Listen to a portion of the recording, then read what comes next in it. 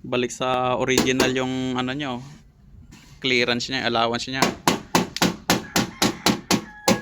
Nung bangga to, pasok to eh, pasok sa loob eh, hindi mabuksan yung ano eh, pinto.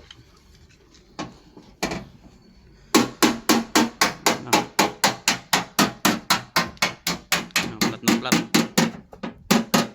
Ayan, collision repair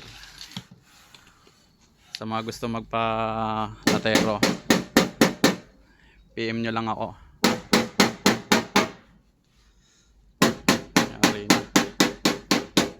Ito yung original nya. Ito